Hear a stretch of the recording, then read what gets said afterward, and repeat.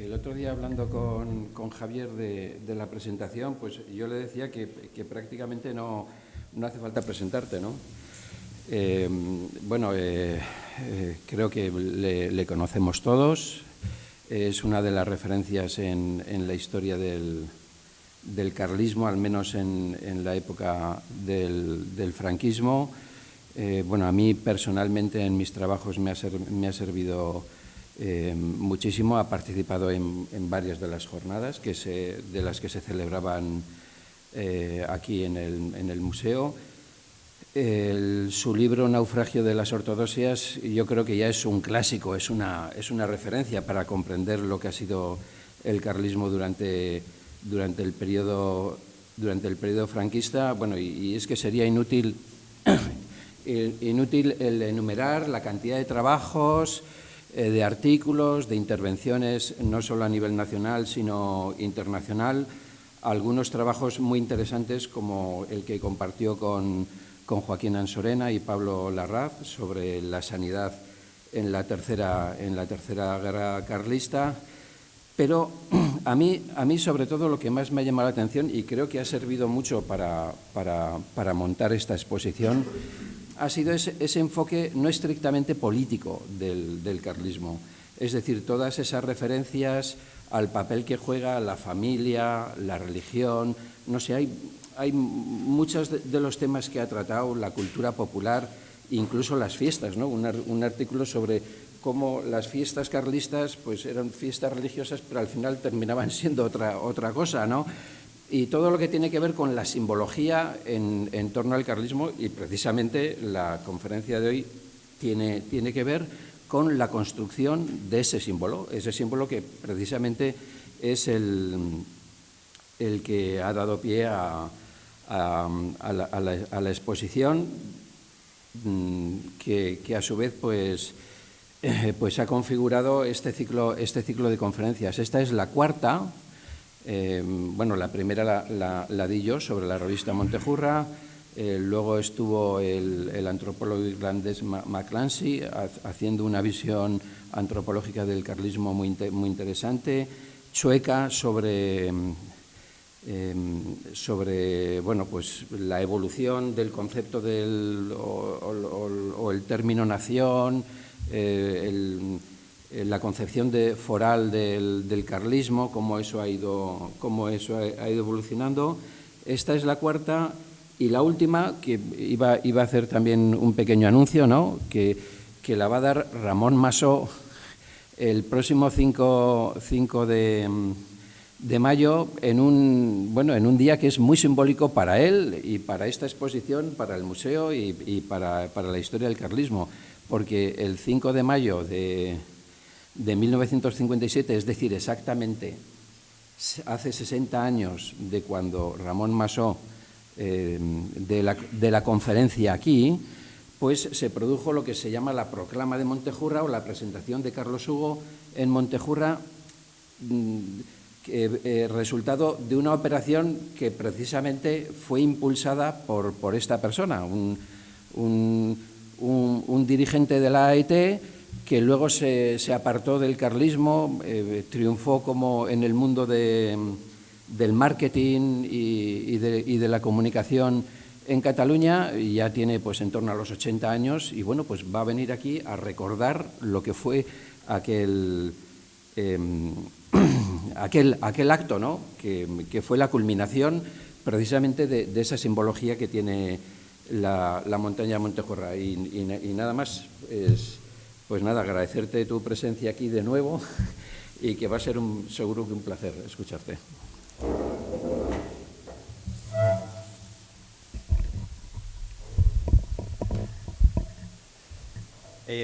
Bien, buenas tardes ante todo. Muchas gracias por la asistencia, especialmente en un día como hoy, el encerrarse en un sótano a escuchar a una persona decir cosas, pues se agradece especialmente. Por tanto, vaya por delante mi agradecimiento a todos los presentes, precisamente por el esfuerzo y por la presencia aquí. Por supuesto, también a Manuel Martorell el agradecimiento por haberme invitado a formar parte de este interesante ciclo de conferencias, y creo que está descubriendo aspectos que, a pesar de que puedan resultar más o menos conocidos, acaban siendo reveladores, y me parece que eso siempre puede ser interesante. A Iñaki, por supuesto, por acogerme de nuevo en estas salas, y en general a todos aquellos que ponen en marcha iniciativas que sirven para conocer un poco mejor nuestro pasado, y que creo que es una iniciativa que siempre es de agradecer, sobre todo en tiempos en los cuales quizá puede primar más el enfrentamiento o el choque. Yo creo que conocerlo con una cierta calma siempre es de agradecer. Bien, bueno, básicamente lo que les quiero contar está resumido ahí. Mi intervención quiere girar en torno a tres puntos. Una primera parte en la que hablaría de forma muy general acerca de las montañas sagradas. ¿Qué es esto de la montaña sagrada? ¿En qué consiste? ¿Hasta qué punto estamos ante fenómenos que pueden llegar a ser universales, como de hecho efectivamente lo son? Y sobre todo proceder a introducir un aspecto contextual que puede sernos útil a la hora de entender el propio fenómeno de Montejurra. ¿Por qué Montejurra es una montaña sagrada? ¿Por qué hablamos de montaña sagrada en relación a Montejurra? Si eso lo ponemos en relación con otros fenómenos que pueden ser más o menos similares, con todas las diferencias culturales, de tiempo, etcétera, que pueda haber, pueden ayudarnos a entender un poco mejor de qué estamos hablando. El segundo punto, quería hablar sobre el carlismo y las montañas. La asociación, el contacto, la relación que se establece entre el mundo carlista y el mundo de las montañas, el mundo rural en sentido general, pero más precisamente incluso todavía el mundo de la montaña. ¿Por qué el carlismo se le ha atribuido el carácter de fenómeno vinculado a gentes de la montaña? ¿Por qué de alguna manera es más fácil decir que los carlistas son las gentes de las provincias vascas, que son la gente de la Cataluña montañosa? ¿Por qué es la gente del maestrazgo? ¿Por qué ese vínculo? ¿Por qué esa asociación? Insisto, que es una construcción, porque luego nos encontramos que hay carlistas en las ciudades, en las capitales de provincia, hay carlistas en Andalucía, hay carlistas en Extremadura, pero ¿por qué esa tendencia a asociarlo más directamente con el mundo de la montaña? Y por último, el proceso de sacralización de Montejurra. Es decir, de hecho, al ir preparando esto, sí que me ha parecido encontrar esas 4 etapas que ven en la pantalla, ese proceso de transformación del sentido de Montejurra para el propio carlismo. Desde una primera fase en la que se van poniendo las bases del mito de la sacralización de la montaña carlista, en el periodo anterior a 1873, la época en que se consolida el mito de manera ya definitiva, sobre todo a partir de la batalla de 1873, es cuando de alguna manera ya se establece sólidamente digamos, la mitificación, la sacralización de la propia montaña. A partir de la Guerra Civil, o en torno a la Guerra Civil, finales de la República, principios de la Guerra Civil, cuando efectivamente se produce la sacralización, es decir, la configuración de Montejurra en un sentido religioso, o dándole un sentido más plenamente religioso de lo que previamente había tenido. Y finalmente, como ven entre interrogante, el fin del mito. Es decir, ha terminado el mito de Montejurra, ha dejado de ser Montejurra la montaña sagrada del carlismo. Es una pregunta evidentemente retórica, sobre todo para darle vueltas, porque es básicamente la situación a la que ahora mismo nos enfrentamos, la situación en la que ahora mismo estamos inmersos. Como ven, bastante ambicioso, supongo que demasiado ambicioso, y de hecho el texto que he preparado es excesivamente largo, por tanto, si ven que se aburren, me levantan la mano y corto en el momento en que me digan. Bien, montañas simbólicas. Montañas simbólicas, prácticamente no hay cultura en el conjunto de la humanidad que no disponga, que no tenga una montaña sagrada dentro de su ámbito cultural. Bueno, aquí les he puesto algunas montañas de China, un poco el establecimiento de esos lugares que tienen un carácter sagrado para una cultura como la china. Es decir, bueno, la cultura china tiene más de 2000 años de historia, bastantes más de 2000 años de historia, pero es significativo que la percepción del mundo que en muchos casos aportan se basa en una percepción de las montañas como los elementos que sujetan la estructura del mundo. De hecho, hablan de 5 montañas sagradas, 4 que sujetarían, digamos, lo que es el techo del universo, y una que sería la central, la que de alguna manera daría sentido a todo el proceso.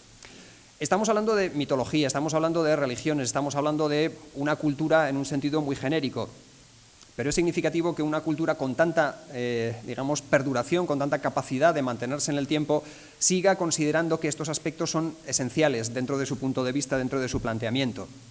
Esto lo podemos extender a otras muchas y dirán, bueno, pero esto no es una montaña. Bueno, no es una montaña real, pero es una montaña construida, es un zigurat que para las culturas mesopotámicas tiene la capacidad de convertirse en el centro de la civilización, en el centro de la cultura. De hecho, se habla del ónfalos, del ombligo del mundo, el lugar en el que a partir del cual se estructura todo el conjunto de la realidad de cada una de estas culturas y civilizaciones. Incluso en civilizaciones orientales, aquí tenemos el templo de Borobudur, que si se fijan es básicamente una montaña construida, pero una montaña que se refleja en ese intento de construir otra vez una imagen del universo, una interpretación del universo. En todos estos casos, evidentemente, nos encontramos con interpretaciones, es decir, con intentos de dar sentido a aquello que rodea a cada una de estas culturas, a cada una de estas civilizaciones. Evidentemente, todos estos lugares, todas estas montañas sagradas, todos estos lugares cargados de sacralidad, forman parte del eje, del centro de cada una de las respectivas culturas. Para los mesopotámicos, el zigurat que construyeron en Ur, la imagen anterior, es el centro de su mundo. Para los chinos, esas 5 montañas a las que hacía antes referencia es el centro del mundo, porque están viéndolo desde su propia óptica. Evidentemente no tienen en cuenta las montañas sagradas de otras civilizaciones. Cada uno tiene su montaña sagrada para sí mismo, para su propia cultura. En ese sentido, por tanto, son interpretaciones en las que entran en juego muchos componentes. Entra en juego lo sagrado, entra en juego lo cultural, entra en juego todo el sentido que se dé a cada una de las civilizaciones a las que estamos haciendo referencia. Mircea Eliade, que es uno de los grandes estudiosos de las religiones, decía a este respecto: las regiones superiores están saturadas de fuerzas sagradas. Todo lo que se acerca al cielo participa en mayor o menor grado de su carácter trascendente. La altura, lo superior, es asimilado a lo trascendente, a lo sobrehumano. Toda ascensión constituye una ruptura de nivel, una transición al más allá, un exceder el espacio profano y la condición humana. Bueno, son, digamos, aspectos generalizables a la totalidad del ser humano. Esto se podría suscribir más o menos por cualquier cultura, por cualquier civilización. Y en cierto modo es lo que permite hablar, decía, de montañas sagradas dentro de todo este conjunto. Por acercarnos un poco más a nuestra propia cultura, en el cristianismo tenemos también montañas sagradas. Ahí tienen 2 de las montañas claves dentro del relato bíblico: Sión por un lado, donde está el templo que aparece en la parte inferior, y el Sinaí en el otro. Claro, son lugares emblemáticos dentro de la tradición judeocristiana, en la que incluso encontramos diferencias de interpretación dependiendo de a dónde nos asomemos. No es lo mismo el Antiguo Testamento, donde las montañas son lugares de exclusión, son lugares mucho más terribles de lo que son en el Nuevo Testamento. ¿Por qué hago referencia a esto? Para insistir en el componente interpretativo. Es decir, incluso dentro de una misma cultura, dentro de una misma percepción, que sería la basada en la Biblia, nos encontramos puntos de vista distintos. No frontalmente enfrentados, pero sí por lo menos diferentes en la percepción de lo que significa una montaña sagrada, lo que significa este proceso. En cualquier caso, lo significativo en el caso del cristianismo es que no todas las montañas son sagradas. Hay algunas que lo son. ¿Por qué hago referencia a esto? Pues fundamentalmente para que nos demos cuenta de que, a diferencia de otras culturas donde las montañas en general tienen ese carácter sagrado, en el cristianismo no. En el cristianismo hay algunas que pueden serlo, y sobre todo nos vamos a encontrar con intentos de replicar esas montañas sagradas en cada uno de los lugares donde esa religión se vaya estableciendo. De hecho, hasta prácticamente el siglo XVIII, el cristianismo no va a dar especial valor a las montañas de por sí. Estaban estas montañas míticas, estas montañas, digamos, de referencia, pero no mucho más. Va a ser en torno al siglo XVIII cuando nos encontremos con este fenómeno, la instalación de cruces en lo alto de las montañas. En este caso es un cuadro de 1911 en el que se ve a unos guías alpinos en Austria rezando ante la cruz elevada en una de las montañas de Austria, pero lo significativo es que esa cruz se había instalado concretamente en 1800. La montaña justamente al lado, hay otro pico que está un poco más a la derecha, si no me equivoco, también tenía su propia cruz y se instaló en 1799. Hasta ese momento no había habido ningún interés en instalar esas cruces. ¿Por qué? Pues porque las montañas no eran algo especialmente atractivo desde el punto de vista del cristianismo. Pero estamos en un contexto en el que se va produciendo una creciente secularización, un proceso en el cual lo religioso empieza a quedar en un segundo plano y hay una especie de reacción. Es decir, bueno, vamos a tratar de alguna forma de reivindicar esos espacios, esos puntos, desde un punto de vista cristiano. Y empiezan a instalarse esas cruces.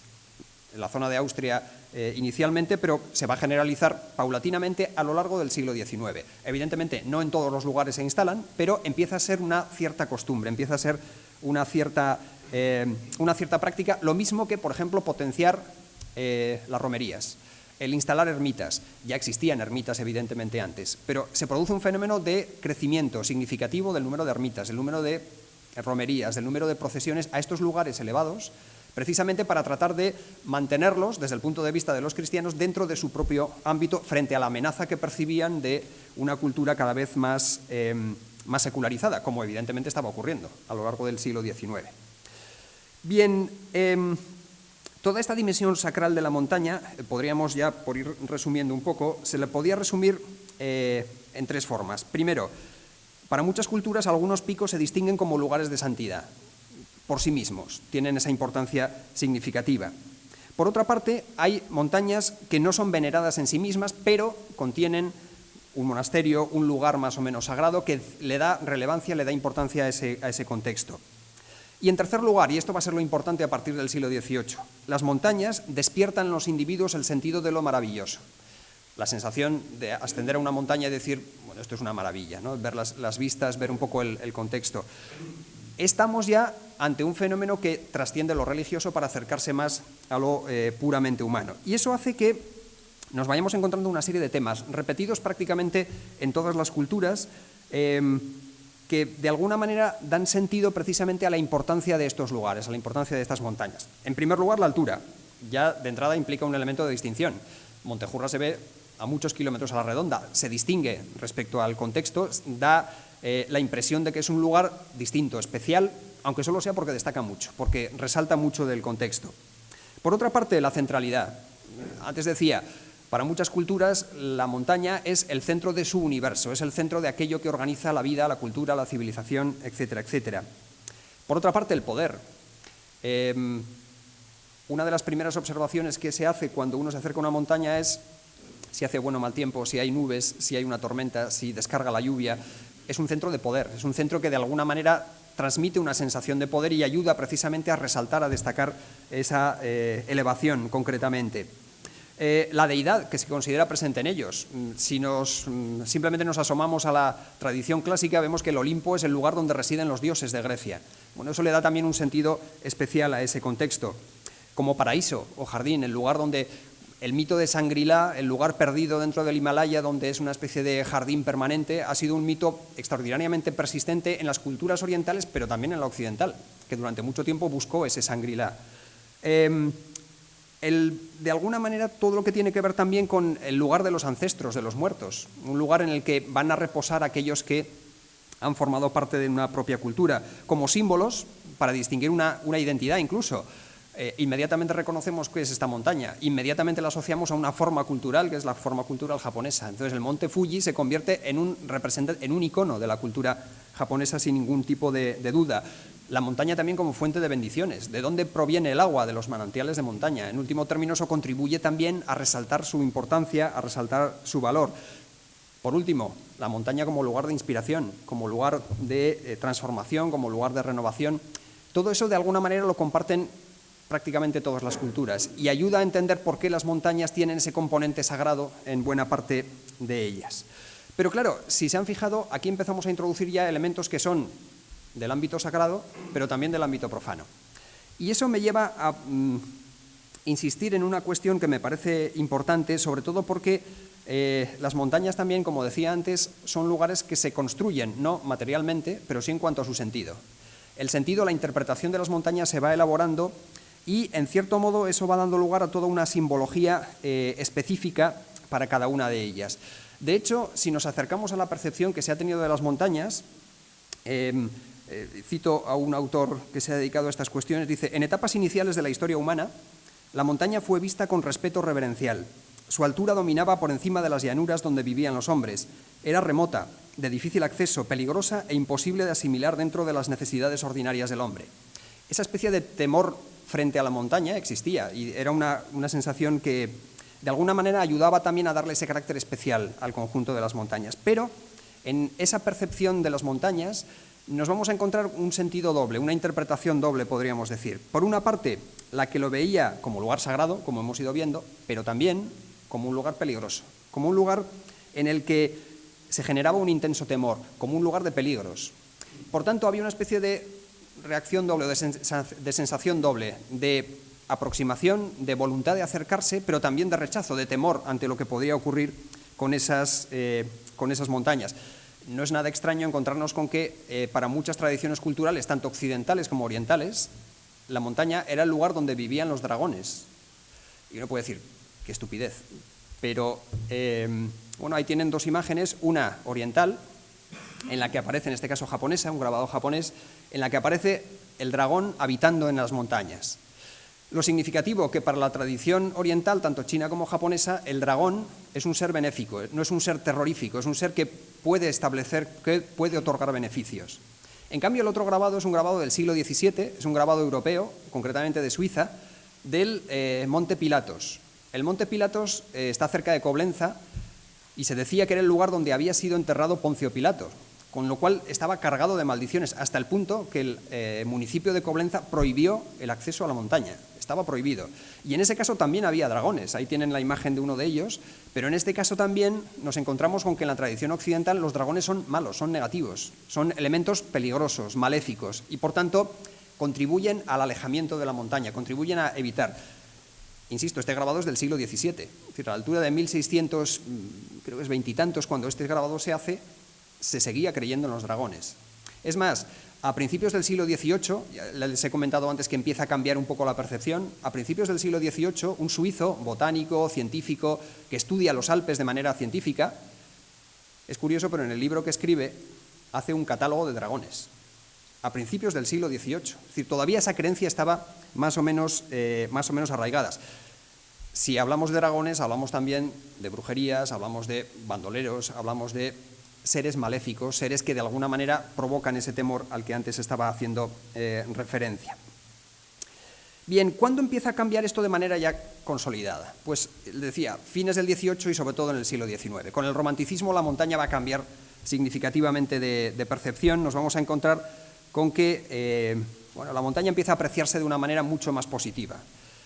Sigue siendo el lugar en el cual se puede atribuir algunos elementos más o menos negativos, pero se aprovecha como un lugar también cada vez más significativo. Un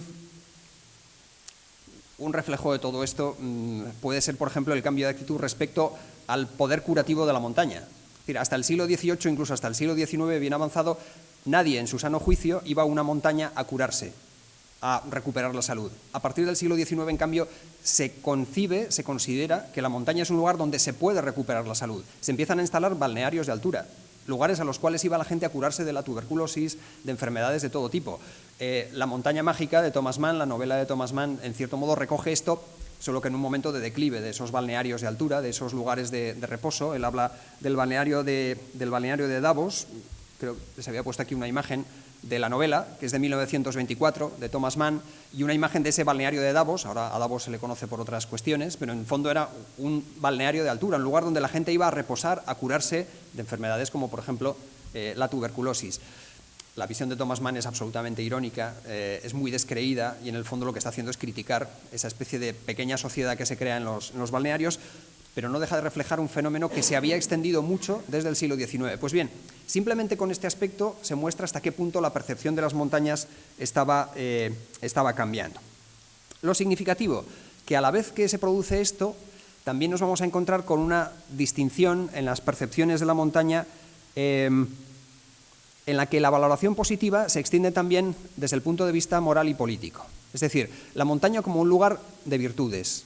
Es muy curioso que nos encontremos con autores que, como Rousseau, valoren especialmente las montañas, que consideren que las montañas son el depósito de la libertad. Rousseau piensa, las ciudades se han pervertido, en las ciudades se ha perdido el sentido de lo humano. Donde realmente pervive la esencia de los seres humanos es en las altas montañas, donde todavía no se han contaminado de lo que ocurre en las ciudades. Esta idea, insisto, Rousseau, de hecho, la expresa de manera ya muy clara en una novela que es Julia o la nueva Eloísa, una novela que se publica en 1761, crea escuela y de alguna manera asienta la imagen de que El aspecto positivo de las montañas se refiere sobre todo a su percepción moral, a su capacidad para mantener lo realmente positivo, lo realmente valioso de las culturas humanas y de los elementos significativos de estas culturas. Bien, un ejemplo significativo de este cambio de actitud va a ser Eliseo Reclus. Eliseo Reclus, anarquista, geógrafo, un personaje de una importancia significativa en la segunda mitad del siglo XIX, publica ese libro que tienen ahí, Historia de una montaña, donde analiza el fenómeno montaña, analiza el accidente geográfico que implica la montaña desde un punto de vista geográfico, pero también desde un punto de vista moral. De hecho, va a llegar a decir concretamente lo que sigue. Las montañas nos dan otra manera de pensar y de sentir que las distingue. Reflejan en su espíritu, como en el de los marinos, algo de la serenidad de los grandes horizontes. Aseguran el tesoro inapreciable de la libertad. La vida de lucha incesante, de combate sin tregua contra los peligros de todo tipo, pero también el aire puro, salubre, que respiran y que hacen de los hombres sólidos y que desprecian la muerte, trabajadores pacíficos, saben defenderla y saben actuar con ella. La imagen de la montaña que Reclus nos está ofreciendo es una imagen totalmente positiva, que se aleja por completo de esa simbología negativa, de esos elementos que caracterizaban de una forma tétrica y poco positiva lo que eran las montañas. En último término, decía Reclus, los altos valles de la montaña son libres, libres son los montañeses, la gente de la montaña. Bueno, esta imagen puede reflejar el romanticismo de la época. Insisto, es un libro de 1860 y, por tanto, está en un contexto en el que esto entra dentro de la lógica de la época. Pero es que unos cuantos años más tarde, un historiador llamado Fernand Braudel, en su libro sobre el Mediterráneo, dice: la montaña es el refugio de las libertades, de las democracias, de las repúblicas campesinas. Es un libro de 1966. No estamos hablando de un espíritu romántico, estamos hablando de un siglo después de lo que escribiera Eliseo Reclus. Y esa imagen de la montaña como lugar de libertad se sigue manteniendo de manera plenamente sólida. Evidentemente, la actitud hacia las montañas había cambiado. Ya no se prohibía acceder. Es más, se había convertido en un reto acceder a todas y cada una de ellas. El alpinismo, que iniciaron los nobles desocupados que no tenían otra cosa que hacer y que se dedicaban a conquistar montañas, se va a convertir en una actividad cada vez más extendida, cada vez más desarrollada y cargada de los elementos positivos que implicaba precisamente toda esta diferencia de percepción. Pero junto a ello, no desapareció por completo la imagen negativa de la montaña. La imagen negativa de la montaña, hombre, ya no creía en dragones, ya no creía en brujas, pero pensaba que la montaña era también un lugar atrasado, un lugar al margen de la civilización, un lugar en el que se refugiaban aquellos que eran incapaces de vivir con el resto de los seres humanos dentro de la civilización. Entonces nos vamos a encontrar con que estos dos modelos, estas dos percepciones siguen coexistiendo, siguen viviendo. Una imagen extraordinariamente positiva, la montaña como lugar de libertades, y una imagen que sigue siendo negativa, como la montaña atrasada, retrasada, etcétera, etcétera. Bien, claro, esto tiene una consecuencia política. Es decir, la interpretación de la montaña desde un punto de vista moral, desde un punto de vista sacral, desde un punto de vista puramente geográfico, es una cosa. Pero cuando, a partir del siglo XIX, la política empiece a ganar peso y, sobre todo, el nacionalismo empiece a tener una presencia cada vez más significativa, no es extraño pensar que esto va a conducir a una utilización de la montaña desde un sentido político, desde una óptica cada vez más política. Los grupos nacionalistas cada vez van a utilizar más la montaña como lugar de afirmación de la identidad. Es muy conocido, por ejemplo, el caso de los mendingoizales, por ejemplo. Es decir, los montañeros vascos que de alguna manera refuerzan su nacionalismo precisamente con el acceso a esas montañas. Pero esto ocurre prácticamente en todas las culturas. Ocurre, por ejemplo, en Turquía, nada más producirse el final de la Primera Guerra Mundial, cuando se trata de crear una república distinta respecto al sultanato previo, la montaña se convierte en un punto de referencia y Turquía es un país montañoso. No únicamente montañoso, pero sí básicamente montañoso. Ocurre en el caso de los países germánicos, tanto Austria como Alemania. Hemos visto un ejemplo antes con la cruz, pero es evidente que a partir de los años 20 la montaña se convierte en un punto de referencia significativo para la creación de la identidad nazi, con todo lo que eso tiene además de exclusión, de racialismo, etcétera, etcétera, etcétera. Como dice un autor que estudia el nacionalismo alemán, La patria nunca se imaginaba nunca se imaginaba como Berlín o Frankfurt, ciudades de donde provenían muchos escritores y artistas. Su trabajo reflejaba más bien la revuelta contra el industrialismo, la búsqueda de un pedazo de eternidad con el que la nación siempre se había representado. Claro, no es ninguna casualidad que en los años 20 Alemania se convirtiese en una potencia en el cine de montaña. Es decir, algunas de las grandes películas o de las mejores películas sobre montaña hechas en el periodo de entreguerras las hacen los alemanes. ¿Por qué? Casualidad, en absoluto. Es una forma de identificación, es una forma de creación de nación, es una forma de afirmación de esa etnia pura nazi a la que de alguna manera están aspirando. Bien, dejo este primer punto introductorio y paso a la asociación entre el carlismo y las montañas. Bueno, como les decía antes, desde el principio del propio movimiento carlista se vio ese intento de asociación entre los espacios montañeses y el propio carlismo. De hecho, había una especie, digamos, de voluntad de separar con claridad el mundo urbano del mundo rural, del mundo montañoso. La ciudad como el espacio de todo aquello perjudicial, de todo aquello negativo, de todo aquello que podía de alguna forma entrar en colisión con los grandes principios que se podían defender. Y por eso, como les decía antes, nos encontramos con que el carlismo se le asocia generalmente con zonas montañosas, provincias vascas, Cataluña, etcétera, etcétera, como decía previamente. Más allá de la base real que esta distinción pueda tener, que insisto, estamos hablando siempre de interpretaciones, de construcciones. Si nos fiamos al pie de la letra de lo que muchas de estas interpretaciones nos dicen, seguramente acabaríamos no entendiendo muy bien de qué va la cosa. Pero es evidente que esas interpretaciones juegan su papel y que tienen un peso bastante significativo en todo este proceso. Por eso, tener en cuenta estas interpretaciones puede acabar siendo interesante, sobre todo para ver cómo se entendían a sí mismos los carlistas y cómo les entendían a ellos desde fuera del propio carlismo. Por eso es muy significativo ver que al carlismo se le va a acabar atribuyendo, y él mismo se va a acabar atribuyendo, un espacio que es mucho más simbólico que real. Hay algunas declaraciones, hay algunos textos de, por ejemplo, viajeros que llegan a territorio carlista durante la Primera Guerra, incluso en épocas posteriores, que acaban diciendo que, por ejemplo, Navarra es un espacio montañoso en el que uno no puede cabalgar por su territorio sin bajarse del caballo. Y uno dice, ¿en qué Navarra ha estado? Porque, en fin, a partir de Pamplona para abajo no hay ningún problema para ir a caballo donde haga falta, incluso hacia arriba también. Pero la imagen que ofrece es de un país ya no solo agreste, sino imposible si no se va a pie. Es falso, evidentemente, pero esa construcción de sentido, esa construcción simbólica de un espacio, acaba teniendo tanto efecto que todo el mundo considera que incluso, y hay algún texto que lo certifica, que los Pirineos son mucho más agrestes que los Alpes. En fin, basta darse una vuelta o incluso simplemente ver fotografías para ver que no es real, pero esa imagen se está transmitiendo y se está impulsando fuera del propio territorio donde todo esto está ocurriendo. Todo esto a su vez lo asume el propio carlismo. Si uno lee a José María de Pereda, se da cuenta que lo que él describe es básicamente un mundo montañés, escenas montañesas. Se está refiriendo a Cantabria, evidentemente, pero la imagen de Cantabria que ofrece es una imagen fundamentalmente de las montañas, casi exclusivamente de las montañas.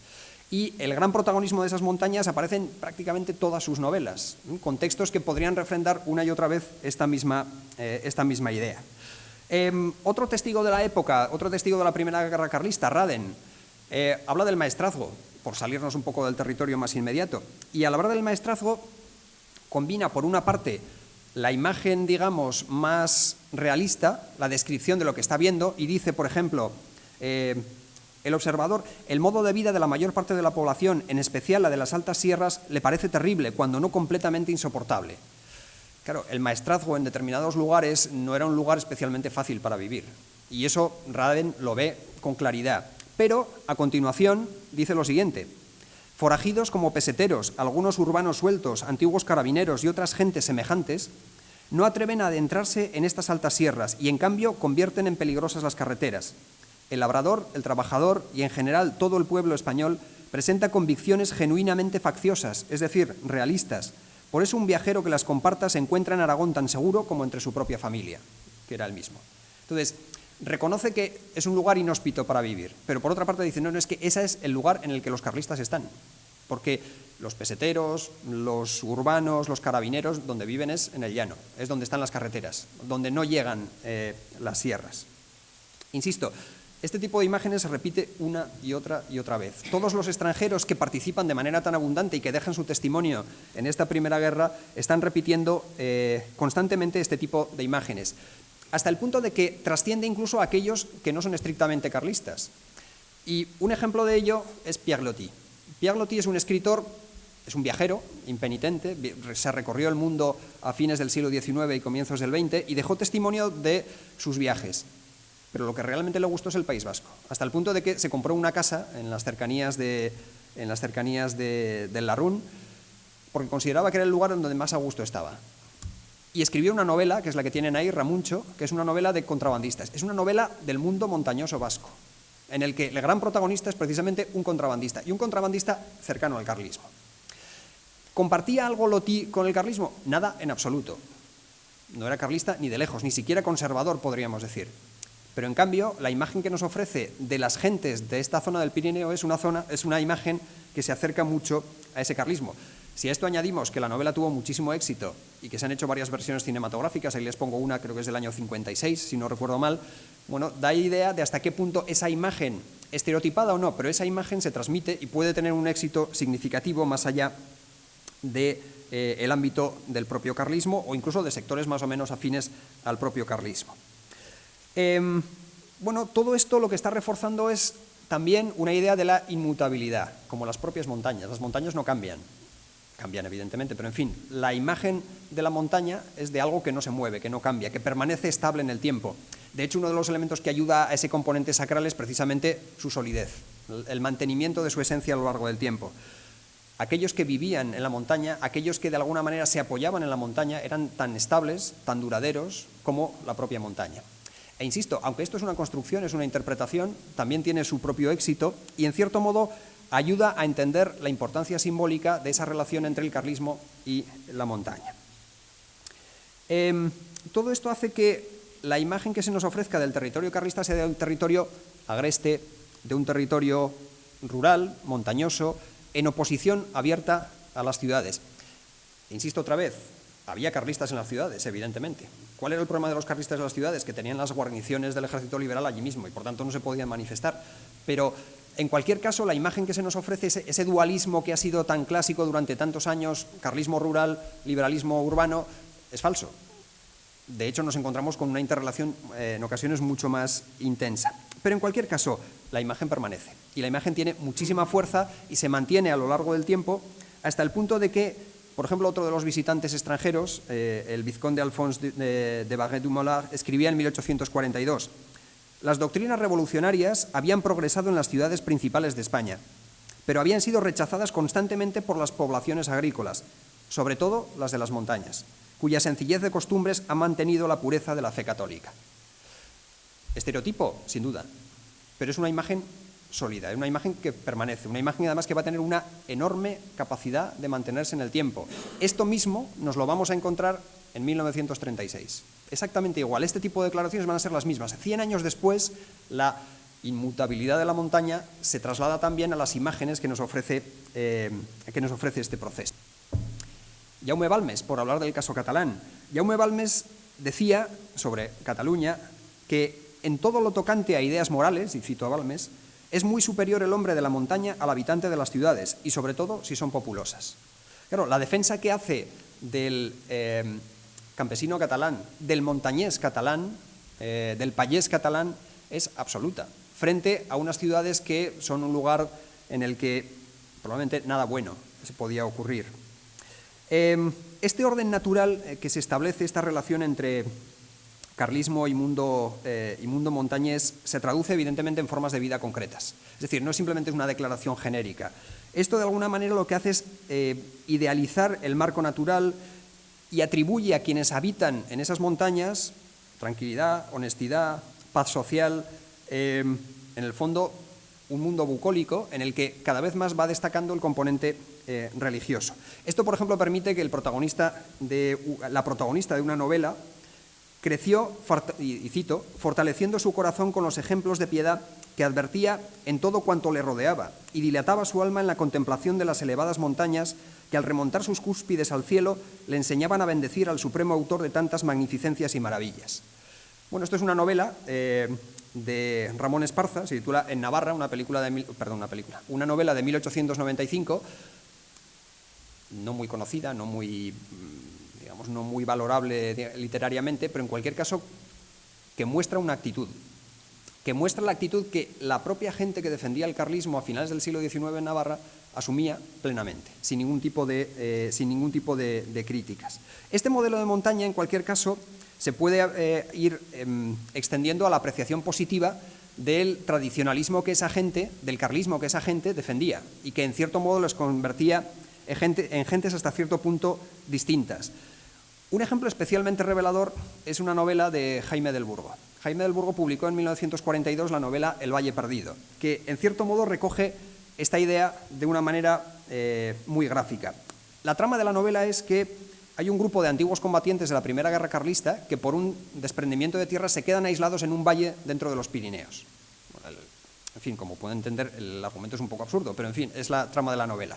Se quedan aislados en el Pirineo y entonces tienen con ellos un grupo de prisioneros liberales. Claro, estando aislados acaban soltándolos, pero es muy significativo que describe a los carlistas que se han quedado refugiados en el Pirineo como radicalmente distintos de los liberales que se han quedado también aislados en el Pirineo.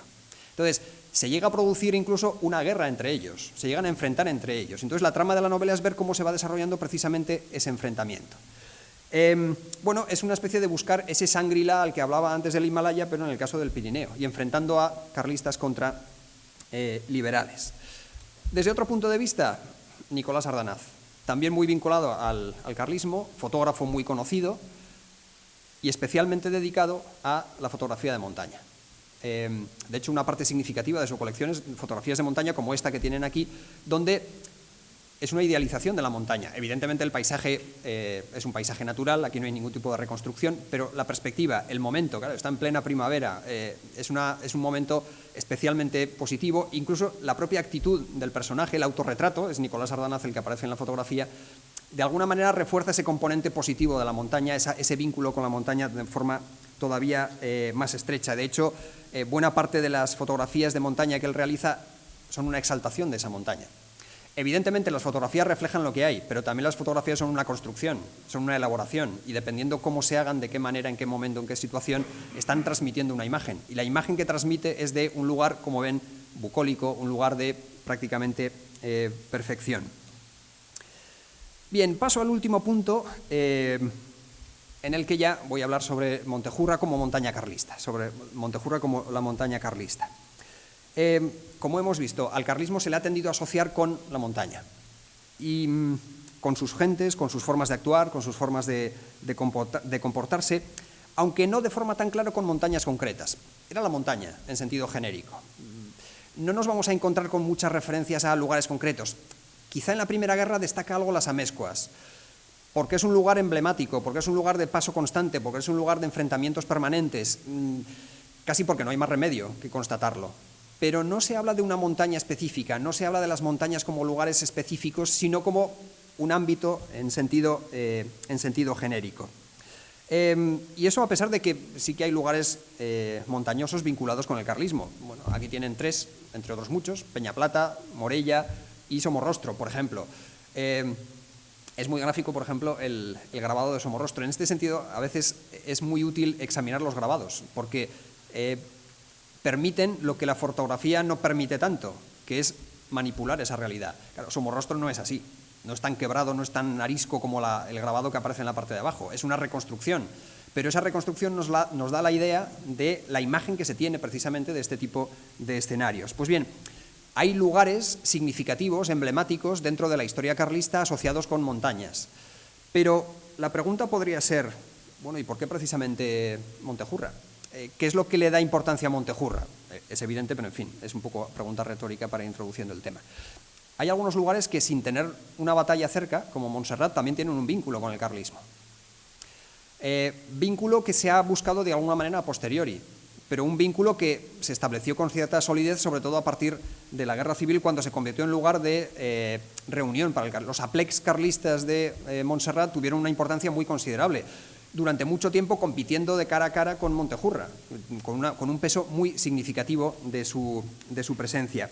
Pero en cualquier caso, claro, Montejurra no es Montserrat, Montserrat no es Montejurra, hay una diferencia más o menos significativa. ¿Dónde está esa diferencia? Pues está en el proceso, perdón, aquí me he adelantado, está en el proceso de construcción de esa imagen de Montejurra como lugar sagrado. De ahí en parte porque establecía 4 etapas a la hora de hablar de la construcción de la imagen del sentido de Montejurra a lo largo del tiempo. Y voy a empezar por la primera, 1833 a 1872. Nos encontramos con que Montejurra empieza a adquirir un cierto protagonismo. Hay que pensar que en la guerra realista de los años 20, la zona inmediata a Montejurra, Tierra Estella en general, ya había sido un lugar de especial énfasis guerrero. Nos encontramos con varias batallas. Mendaza, por ejemplo, ya es un lugar donde va a haber enfrentamientos directos. Pero Montejurra no acaba de ser un lugar especialmente significativo, ni siquiera en la primera guerra carlista.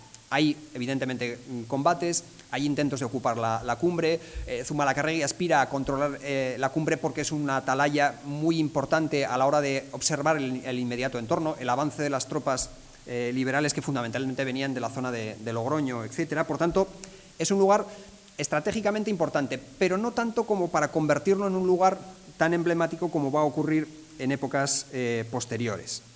De hecho, los liberales van a comenzar a criticar a los carlistas por su forma de conducir la guerra.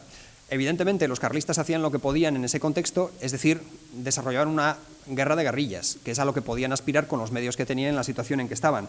Pero claro, para los generales liberales, y de ahí en parte por qué ponía la imagen de Luis Fernández de Córdoba, esa forma de hacer la guerra era poco caballerosa. De hecho, en el parte que hace Luis Fernández de Córdoba, el 17 de noviembre de 1835, desde Lerín, y hablando específicamente sobre Montejurra, dice lo siguiente: este final de la jornada acabó de frustrar las miras del enemigo, quien, atacando siempre que el terreno es montañoso, nuestras marchas por flanco y retaguardia, contenido donde hacemos alto para volver a la carga cuando prosigue la marcha después de rechazarlo, y demasiado cobarde para esperar firme, ni atacar de frente a los soldados de la reina, quiere darse la apariencia de vencedor con los seducidos pueblos que han de consumar con el último sacrificio de ellos las ambiciosas esperanzas que jamás sabrá realizar ni su valor ni su pericia. El arte de los partes de guerra es todo un arte. Es decir, el decir lo que no hay para tratar de decir lo que sí hay, los convierte en unas piezas literarias absolutamente deliciosas en muchos casos. Pero lo que me gustaría destacar de esta parte del parte, y nunca mejor dicho, es: primero, atacan siempre que el terreno es montañoso, lo cual ya indica esa querencia por la montaña, esa asociación que también desde el punto de vista de la guerra va a ir vinculándoles cada vez más al carlismo con precisamente la montaña. Y segundo, demasiado cobarde para esperar firme. No atacan en llano, no atacan en abierto, atacan cuando tienen las condiciones favorables, es decir, atacan en montaña, que es donde realmente esas condiciones les favorece. Eso a un general como Luis Fernández de Córdoba le parece muy mal. No es caballeroso, no es forma de hacer la guerra, pero evidentemente es a lo que se tienen que enfrentar. El propio Fernández de Córdoba lo decía en el mismo parte lo siguiente, dice: el Montejurra, lo pone entre admiraciones, ¿qué terreno más ventajoso para los que se titulan reyes de las montañas, con menos confianza en sus armas que en la protección del país, que han fanatizado sus arrogantes y desacreditados embustes? Después de 10 horas de fatiga, os presentasteis a desafiar, como en una parada, la jactancia de esos soldados montaraces que solo se atreven a combatir entre breñas y bosques. Claro, está caracterizando lo que para ellos es la forma de hacer la guerra de los carlistas, es decir, una guerra de montaña, una guerra en la que se amparan en esas condiciones que dominan para tratar de conquistarles, para tratar de, evidentemente, ganar ventaja. Para los liberales, Montejurra empieza a convertirse en el monte carlista, mucho más que para los propios carlistas, al menos en este primer momento. Es el lugar donde se refugian los que ellos llaman facciosos, los que de alguna manera encarnan una forma de hacer la guerra que no es la propia, que es ajena, que no reconocen. De ahí en parte porque durante tanto tiempo a los carlistas no los consideraban beligerantes y por tanto ni les daban cuartel ni conservaban a los prisioneros, sino que directamente los fusilaban. De ahí en parte el carácter enormemente cruento de la primera guerra carlista, por lo menos hasta el acuerdo Elliot, que en cierto modo, humanizó un poco una guerra que era especialmente dura. De alguna manera, por tanto, el mito del Montejurra carlista lo están creando los liberales. Lo están asociando a los carlistas los propios liberales. Un ejemplo significativo es el de Francisco Navarro Villoslada. Francisco Navarro Villoslada, en esa novela que tienen ahí, Doña Blanca de Navarra, una novela del siglo XV, no hace ninguna referencia al carlismo, pero habla de Montejurra. ¿Por qué? Claro, Navarro Villoslada era de Viana. Es que cuando salía de su casa prácticamente veía Montejurra al fondo.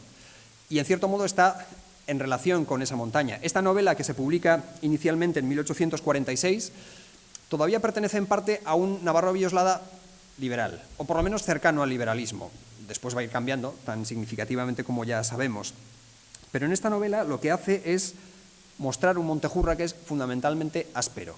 Es un Montejurra escabroso, quebrado, un Montejurra que reúne todas esas características que hemos visto que criticaban los liberales a la hora de hacer la guerra de los propios carlistas. Bueno, es un detalle simplemente, es simplemente una caracterización general, pero muestra hasta qué punto esa asociación de Montejurra con lo quebrado, con lo escabroso, con lo complicado, con el terreno difícil, se está vinculando cada vez más a una forma también de actuar, a una forma de hacer la guerra, a una forma de comportarse en ese contexto. Primera etapa, por tanto, donde se van empezando a establecer algunos elementos del mito del Montejurra carlista. ¿Cuándo se consolida el mito?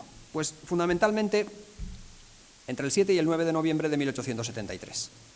Batalla de Montejurra, bueno, ahí tienen probablemente el primer gráfico que se crea de la batalla, como ven, absolutamente esquemático, en el pensamiento español, 3 días después de terminada la batalla. Es decir, se publica 3 días después de terminada la batalla en primera página, y además haciendo referencia, de hecho el pie de la imagen decía, no, lo hemos tomado de los periódicos liberales, por si acaso nos dicen algo, ¿no? Además, teniendo en cuenta el contexto, era natural que así fuese.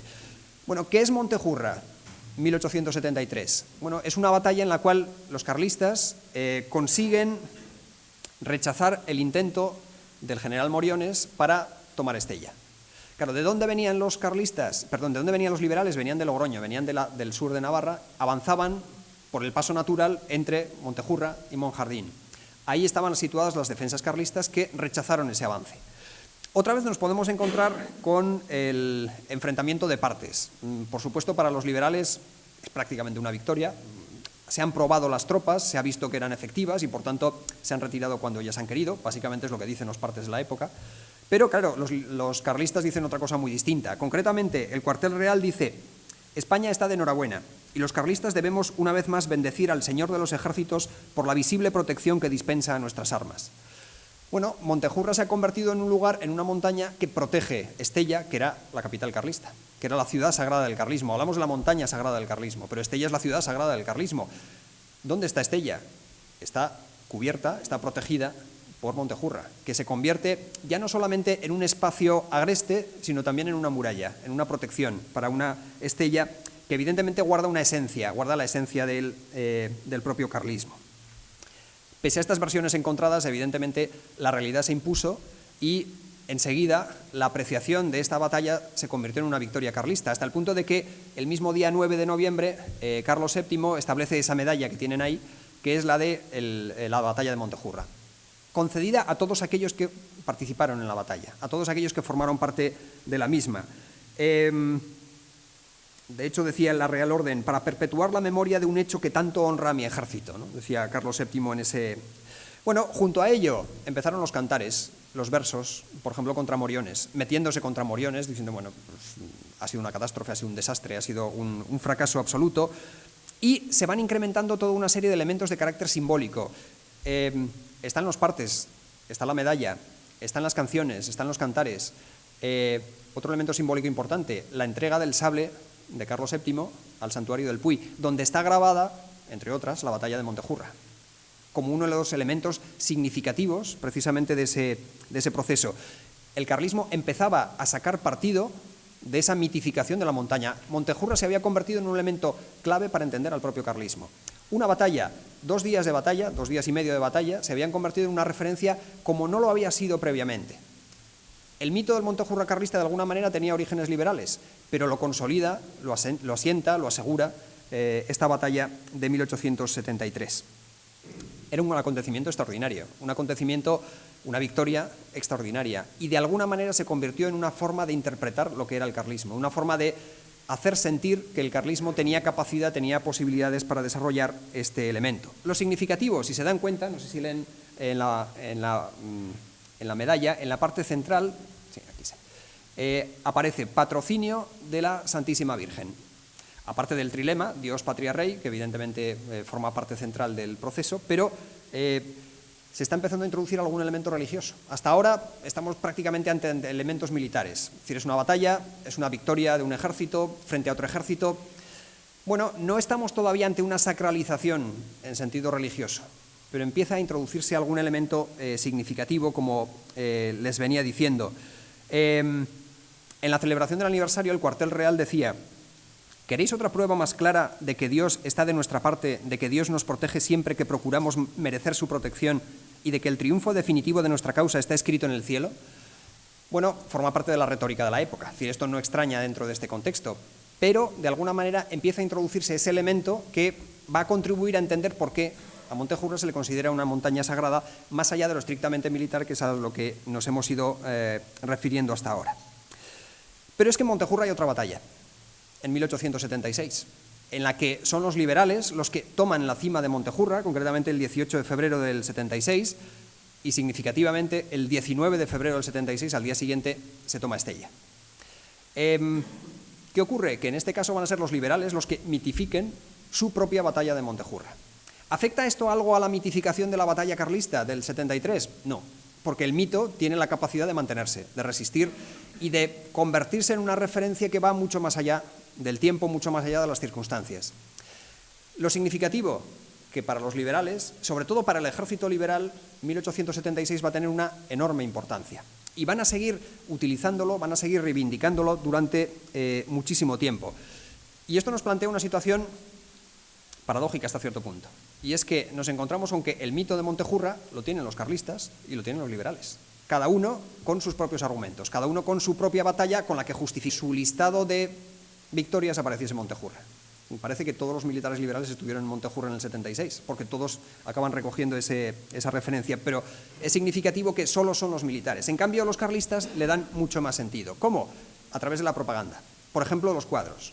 Enrique Esteban y Vicente va a ser un pintor bastante vinculado con Carlos VII y de hecho elaboró bastantes cuadros para él. Alguno de ellos estaba en Loredán, concretamente este, si no recuerdo mal, pero de este cuadro se hicieron tiradas y tiradas para enmarcarlo, para que en muchas casas de los carlistas estuviese presente, como un recordatorio de la importancia que Montejurra había tenido. Bueno, fíjense en este anuncio que apareció en El Tradicionalista en 1888, es decir, han pasado 25 años de la batalla, si no calculo mal, 15 años de la batalla, y hay anuncios que reproducen, que anuncian la reproducción de este cuadro de Esteban, el cual posee el señor duque de Madrid en su Palacio de Loredán, lo cual todavía incrementa mucho más. Es decir, es la importancia de la batalla, es la importancia de la reproducción, pero es que es el cuadro que tiene don Carlos en Loredán.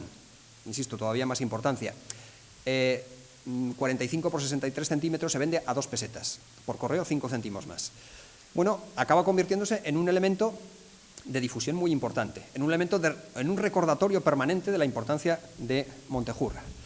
Otro cuadro, en este caso aparecido en el estandarte real, aparecido además de doble página. De hecho, esta reproducción, como ven, tiene la línea del medio, incluso todavía tiene la grapa, o el hueco de la grapa en medio. Esto aparecía en esa revista, pero se utilizaba también para enmarcar, para tenerlo como recordatorio otra vez de la batalla de Montejurra. En ese sentido, por tanto, los carlistas de alguna manera sienten mucho más, asumen mucho más el mito de Montejurra como algo propio, como algo característico de ellos, mientras que los liberales es mucho más restringido, mucho menos significativo, aunque no renuncian a él. Un momento clave, 1903, Alfonso XIII, casi recién nombrado rey, decide recorrer España. Empieza en 1902, a él se le entroniza en 1902, tiene 16 años en ese momento, pero uno de los primeros lugares que va a visitar en 1903, con 17 años, es Estella. ¿Por qué Estella? Porque Estella es la ciudad sagrada del carlismo. En cierto modo, no hay una intención hostil ni nada por el estilo, pero es un intento de conseguir una victoria simbólica. Que Alfonso XIII se pasee por Estella sin problema, que accede a Montejurra. De hecho, va a dirigir unas maniobras militares en Montejurra. Uno puede decir, bueno, esto es un exceso interpretativo, lo que queramos, pero en el fondo dirigir unas maniobras militares en el campo de Montejurra es dar un sentido muy claro, es dar un mensaje muy claro de que, bueno, hemos vencido en esta guerra. No es nada raro que en esa visita sean multitud los corresponsales de la prensa dinástica que hablen de la desaparición del carlismo. Esto es indicativo de que el carlismo ha desaparecido, digamos, todo lo que significa la regeneración encarnada por Alfonso XIII ha llegado a todos los rincones de España, incluso a aquellos donde predominaba el oscurantismo. Este tipo de, no me lo estoy inventando, son relatos que aparecen en la crónica del viaje que se hicieron durante este periodo. Evidentemente los carlistas no se lo creyeron y eso no afectó prácticamente en nada al hecho de que, por ejemplo, en ese contexto fuese Joaquín Llorens, el diputado de Estella, carlista, lo cual evidentemente hacía que, en fin, no había un retroceso del carlismo, sino que el carlismo seguía teniendo un peso significativo en este contexto.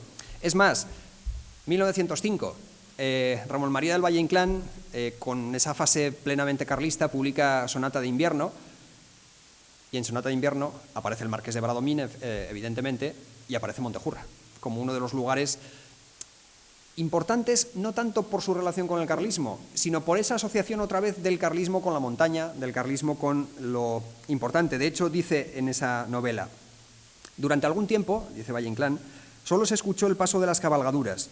La luna, una luna clara de invierno, iluminaba la aridez nevada del Montejurra. El viento, avendavalado y frío, nos batía de frente. Don Carlos habló y una ráfaga llevóse deshechas sus palabras. ¿Qué es Montejurra? Un lugar absolutamente inhóspito.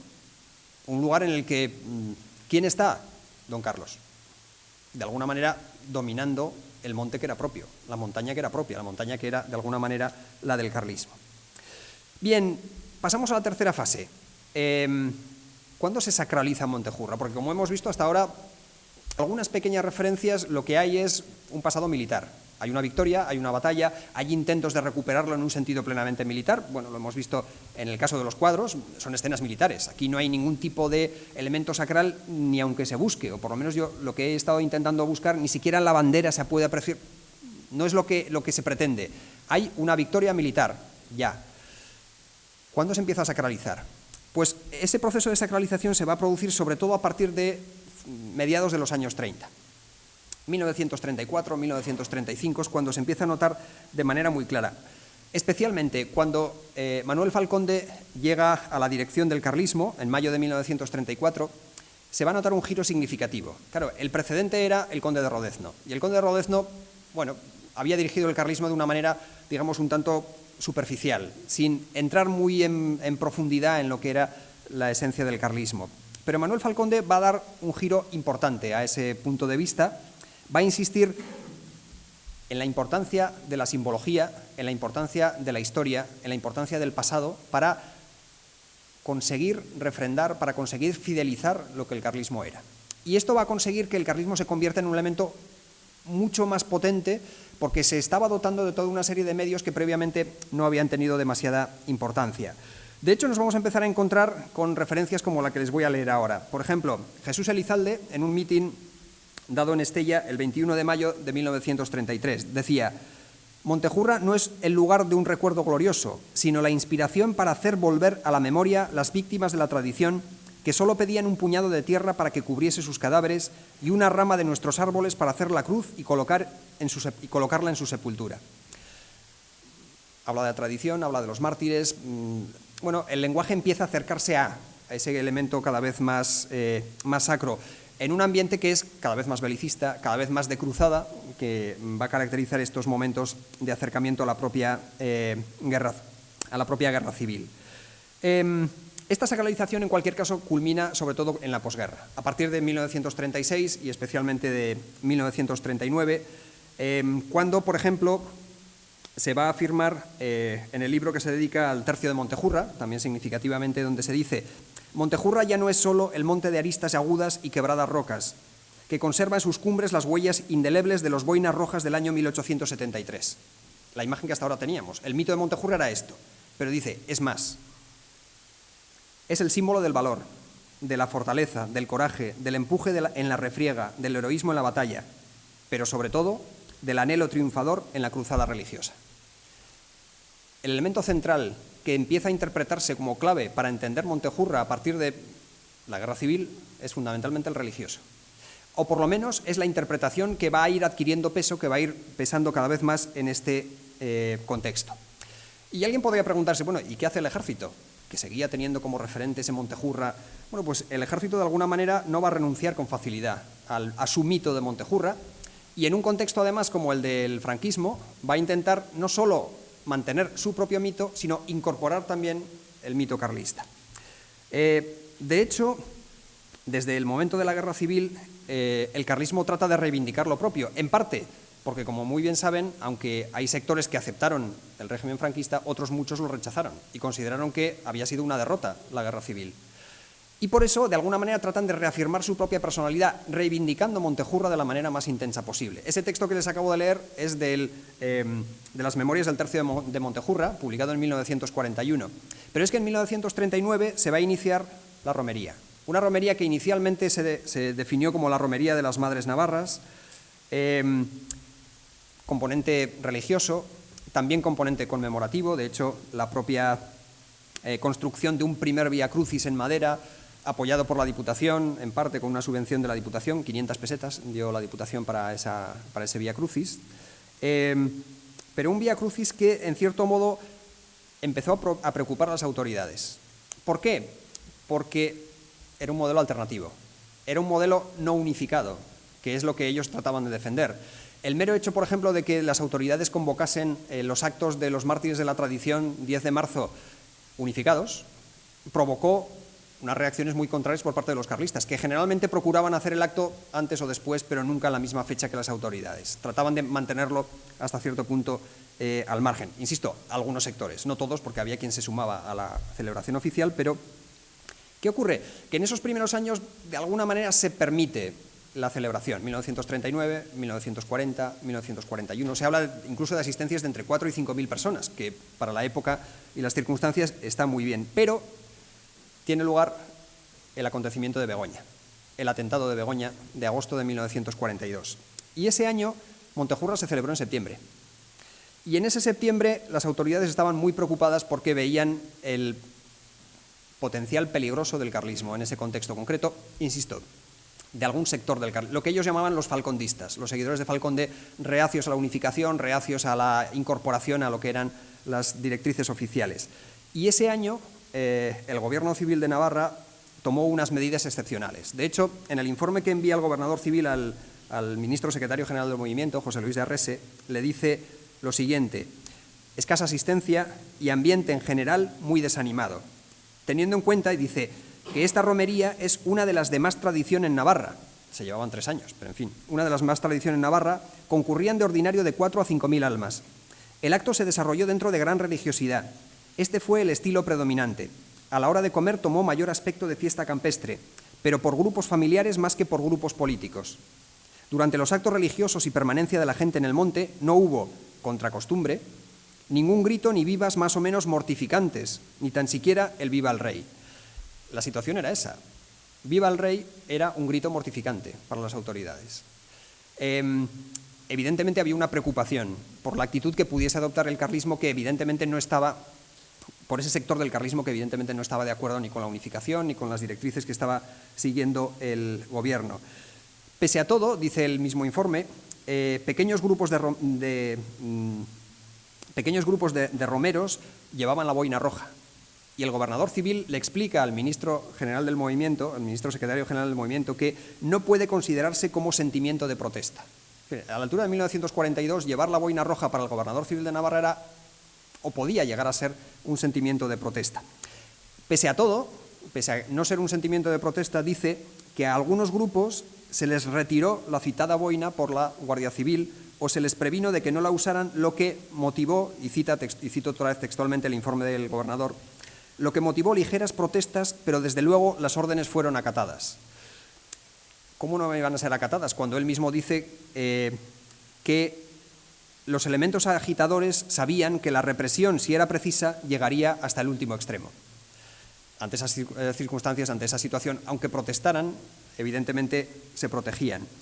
No se quedó en esto. Además, el gobernador civil decía que se había solicitado a los gobernadores civiles de Álava, Guipúzcoa, Vizcaya y Logroño que no autorizasen ningún salvoconducto ni pase de circulación colectivos para circular por esta provincia durante el día del domingo.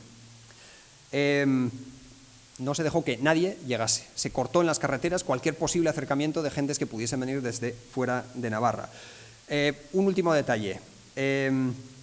Uno de los autobuses, uno de los pocos autobuses que desde Pamplona se acercó hasta Montejurra, al regresar los viajeros iban cantando y cuando llegaron a la plaza del Castillo de Pamplona, donde terminaron, gritaron «Viva el Rey».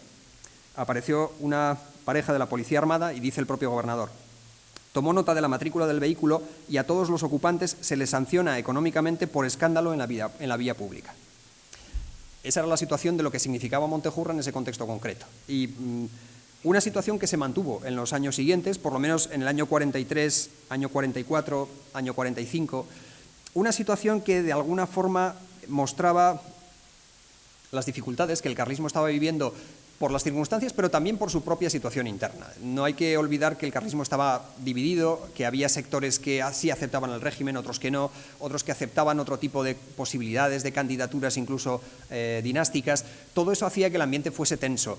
En 1945 es el cierre del Círculo Carlista de Pamplona, lo cual no hace mucho por tranquilizar la situación y evidentemente el contexto es complejo, es complicado.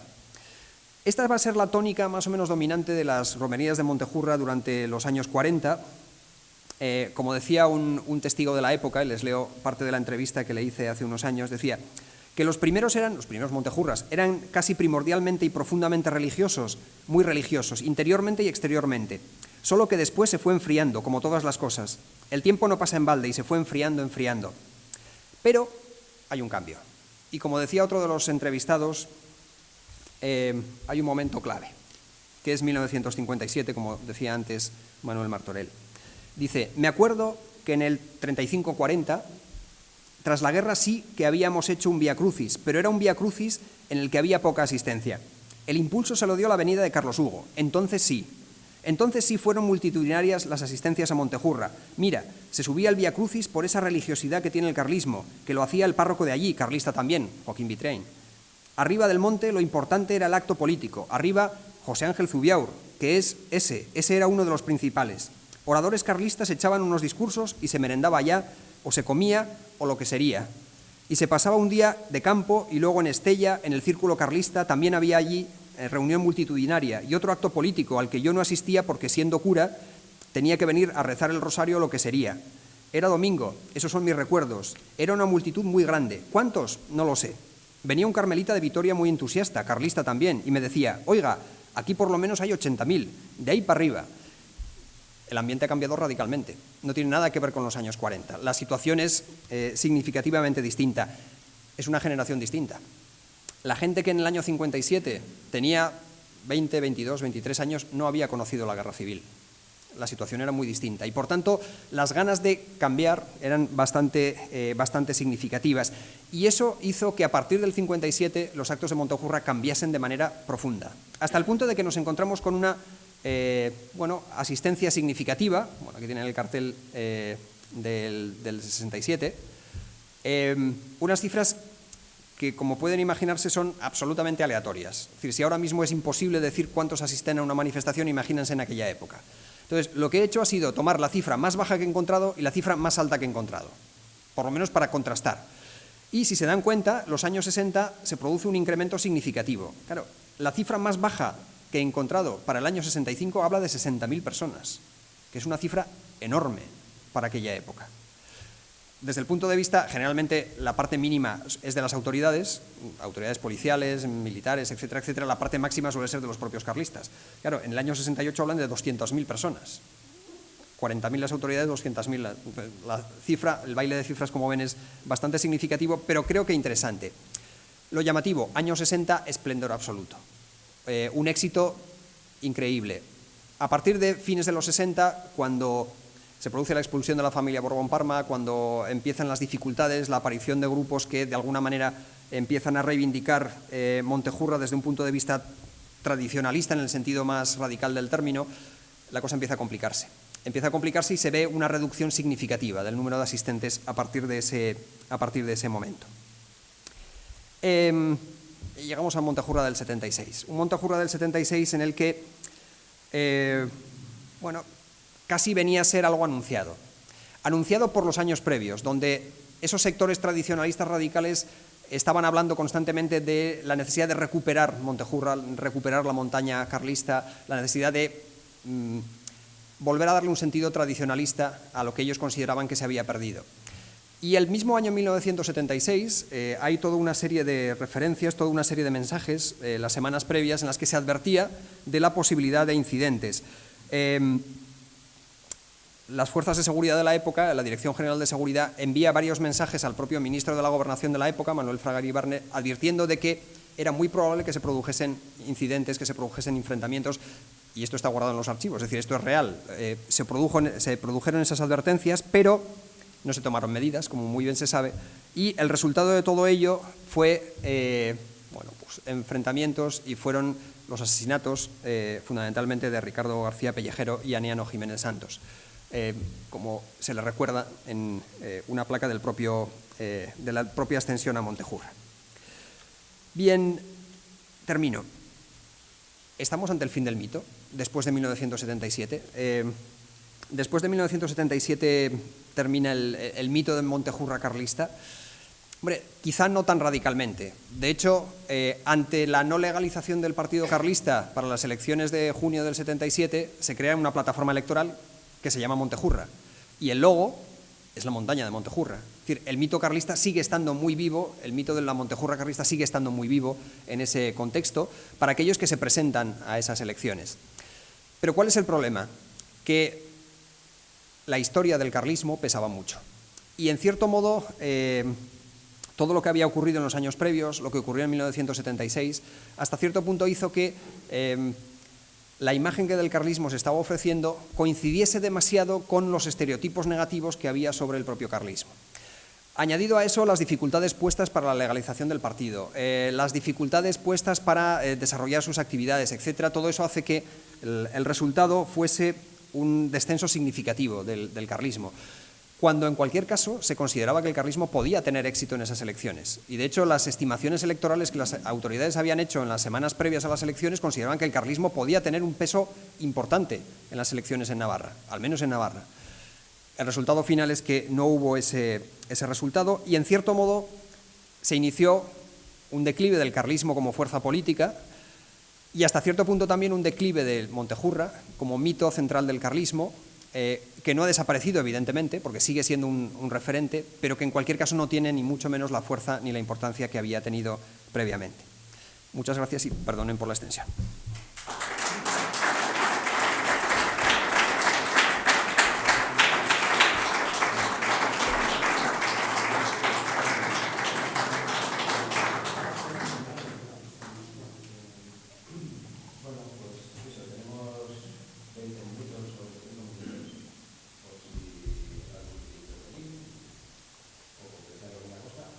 Criticarlo todo, en fin, sin ningún problema.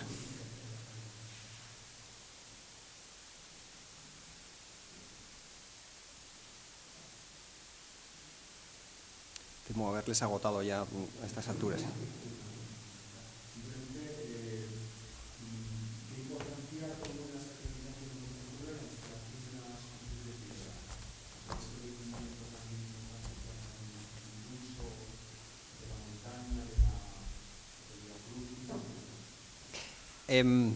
Evidentemente fue un refuerzo. Lo que inicialmente había sido un Vía Crucis, hombre, si no provisional, sí con voluntad de provisionalidad. Hay que tener en cuenta que el Vía Crucis se prevé prácticamente con unas pocas semanas de antelación. Es decir, que todo se monta de manera apresurada, muy en el estilo de la Tierra. Es decir, oye, que se me ha ocurrido, vale, vamos a hacerlo, para mañana hecho. Pero claro, había una cierta voluntad de mantenimiento, una cierta voluntad de permanencia de ese Vía Crucis y de hecho se luchó para que ese Vía Crucis tuviese una cierta continuidad. Evidentemente la Diputación en aquella época estaba por la labor y finalmente en los años 50, a principios de los 50, sí que dio el paso para asentarlo. Me parece muy significativo incluso el propio carácter, la propia composición de los Vía Crucis desde el principio. Primero, Vía Crucis de madera. No he mencionado, sobre todo porque si no hubiese sido ya demasiado extenso, Pero junto a la montaña, otro de los mitos centrales para el carlismo es el del árbol, es el de la madera, como parte de esa montaña y también como un elemento central dentro de la mitología del propio carlismo. Que sean unas cruces, que sean un vía crucis de madera, tiene todo el sentido en ese contexto. Y dicen, hombre, ¿de qué otra cosa se podía haber hecho? Bueno, haber hecho de ladrillo, podrían haber madera.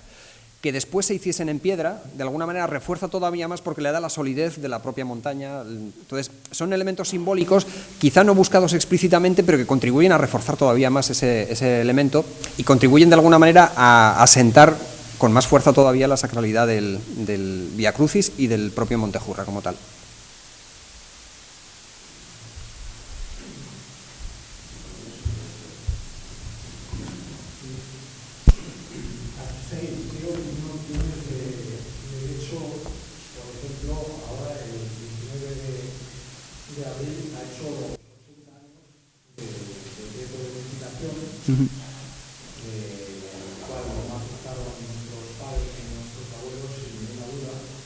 Y a su vez esa misma fecha, 19 de abril también, se hace la cura de los fueros de Ermita por don Javier, precisamente también hace los 80 años.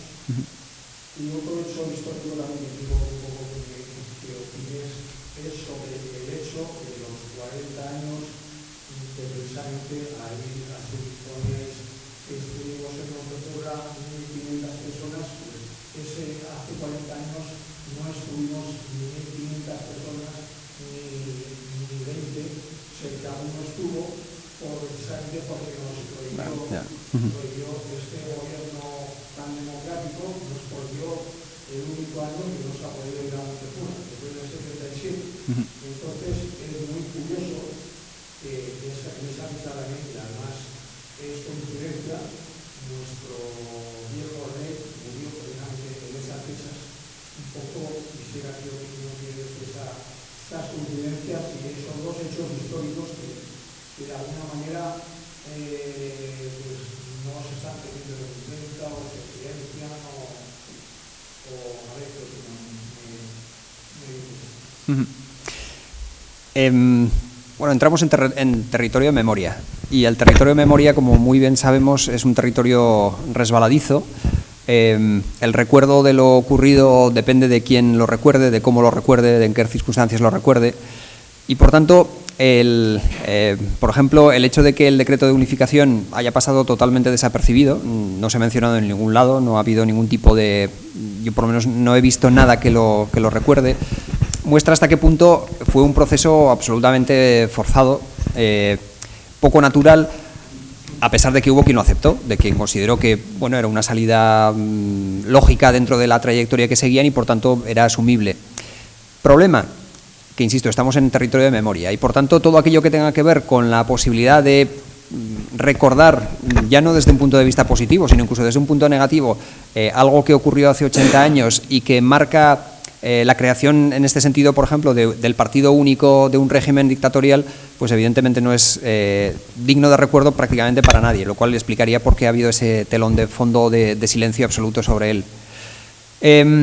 Creo que tiene más sentido lo relacionado con precisamente la muerte de don Javier, precisamente también porque fue un personaje al que creo que todavía no se le ha estudiado como debiera ser estudiado. Creo que hay que insistir mucho más en su figura, analizarla de manera profunda, en todas sus contradicciones, en todas sus fortalezas, en todas sus debilidades que evidentemente como ser humano tuvo. Y por eso me parece que el hecho de que no se haya recordado en este caso sí que tiene algo más de negativo, sobre todo porque me parece que es una figura a la que hay que tener en cuenta y a la que habría que darle más sentido del que realmente tiene. Por tanto, me parece que ahí sí que habría que hacer un esfuerzo más para profundizar en su papel, ¿no? En su figura. En cuanto al Montejurra del 77, evidentemente se prohibió. Se prohibió, además, no con antelación, sino sobre la marcha. Es decir, cuando la gente ya estaba en marcha hacia Montejurra. Se desvió a los autobuses, se les prohibió acceder a los autobuses y sobre la marcha también se decidió que se podían reunir en Javier. Y algunos se reunieron en Javier. También desde un punto de vista me parece muy simbólico el hecho de reunirse en Javier y no en cualquier otro sitio. Es decir, bueno, ¿por qué no reunirnos en Estella o no reunirnos en Mañeru? En fin, que podía haber sido más sencillo. No, se van a Javier por todo ese otro componente simbólico que tiene. Es decir, el patrón del rey carlista en ese momento concreto. Por tanto, me parece que eso también se prestaría muy bien a una interpretación simbólica que creo que tiene su peso, ¿no? Tiene su importancia.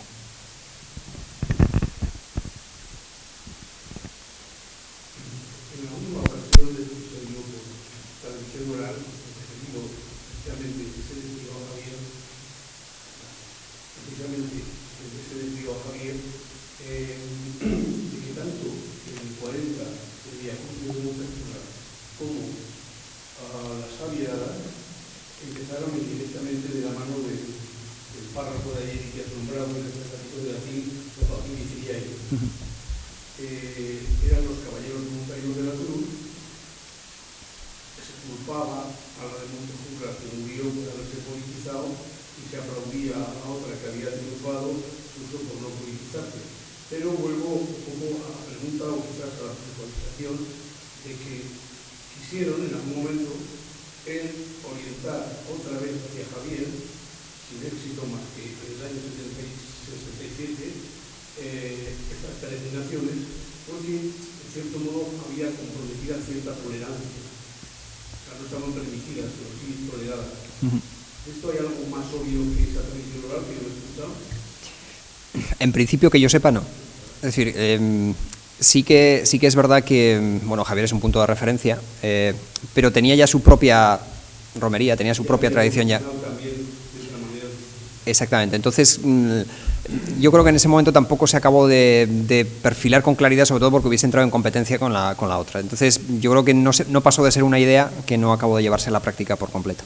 Y una segunda pregunta muy breve, no por Wikipedia, que seguro que me interesa el personaje, dirigió la publicación de un pequeño librito en la ermita del Amor, que creo que lo conocéis, que lo firmó un seudónimo a Margarita de Navarra, que quiero tres niñas del colegio. Y tuvo su éxito en las clases carlistas, porque era un tipo de novela de Rafael Pérez y Pérez, pues magnificaba las conductas de los líderes de un lado y castigaba a las del otro. Se dedicó a iniciar más temas de estos, publicó cosas, de esa pequeña novela que no vinculaba a él. Que yo sepa, escribió un pequeño folleto sobre el propio Vía Crucis de Montejurra y que yo sepa nada más. El problema está en que si escribió con seudónimo es mucho más difícil localizarle sobre... Sí, estaban felices, tenían cierta sintonía para escribir de la forma que no escribieran esto. Y él creo que fue quien le sugirió que se llamara con Margarita de Navarra, que era también en un juego de las Margaritas de Navarra, porque hubo una referente casi que de Tallerín y otras, las Margaritas, que eran las que a él le tentaban más. Porque nada más, en todo caso me parece que ha sido una exposición interesantísima y un recorrido perfecto de cómo la montaña ha sido protagonista de más cosas de las que pensamos cuando vamos a la Bueno, yo quería abundar un poco más sobre el Montejurra del año 42 que has mencionado. Yo cuando tuve que hacer los textos de la exposición, pues para esos años me basé en el trabajo que había hecho Maclancy, ¿no?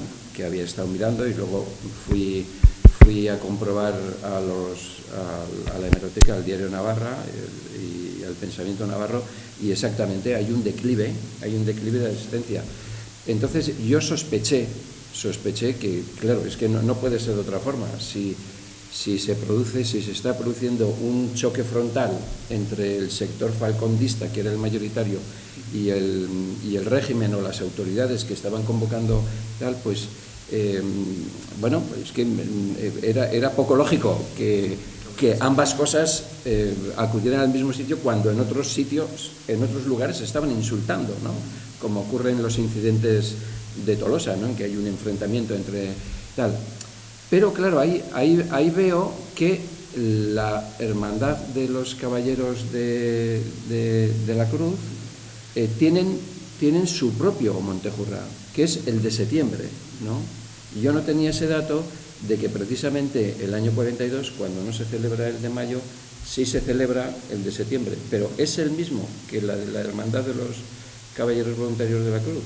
Porque, claro, la sospecha que siempre está, y que bueno, que algunas personas dicen que no es así y tal, es que esta hermandad en realidad fue creada con el consentimiento del obispo de Pamplona y Falconde, de alguna forma, para crear una tapadera, una alternativa a un movimiento político que no podía existir legalmente.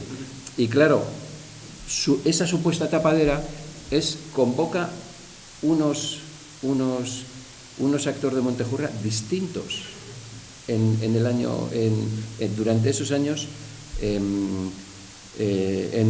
creo que es el 13 o el 14 de septiembre, pero cuando se produce el cambio de las cruces, ellos sacan un anuncio en el pensamiento navarro diciendo que se suman a la convocatoria de mayo, ¿no? Entonces, ¿hay realmente ese juego o no?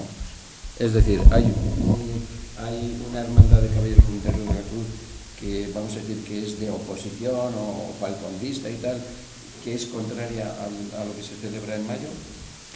En principio no. O sea, en principio es la misma organización, teniendo en cuenta una cosa, y es que el carlismo como tal no podía solicitar permiso, es decir, toda actividad tenía que tener el permiso en aquella época. Entonces, el carlismo no podía solicitarlo porque de hecho no existía como organización.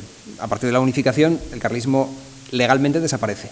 Luego está en una situación alegal, una especie de limbo en el que se le va a tolerar sobre todo a partir de los 50, pero mientras tanto necesitan alguna institución que pueda solicitar ese permiso, que va a ser la Hermandad de los Caballeros Voluntarios de la Cruz. De hecho, ellos van a ser los únicos autorizados, en cierto modo, a solicitar el permiso para realizar los Montejurres durante toda esta época. ¿Qué ocurre? Que a partir de finales de los 60, claro, el Partido Carlista, que ya se siente oposición, que ya está de alguna manera enfrentado al régimen y que por tanto lo del pedir permiso evidentemente ya no va con ellos, empieza a intentar querer organizar y a solicitar cualquier cosa que haya que solicitar por su propia cuenta y empieza un enfrentamiento con la hermandad. Pero eso empieza ya a producirse años 68, 69, 70, que es cuando de alguna forma ya se desvincula la hermandad. Pero hasta ese momento era la única vía que tenían para solicitar ese permiso para no ser absolutamente ilegales, aun siendo una concentración que, claro, en aquella época estaban muy perseguidas, no eran fáciles de realizar, salvo que tuviesen ese componente religioso que garantizaba la hermandad de caballeros, que era un poco su tapadera de alguna forma, ¿no?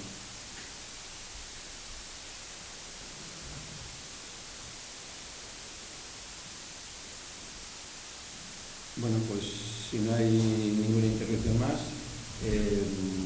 cerramos esta cuarta sesión y os invitamos a que asistáis a la del día 5 de mayo, que creo que realmente va a ser muy interesante. Muchas gracias.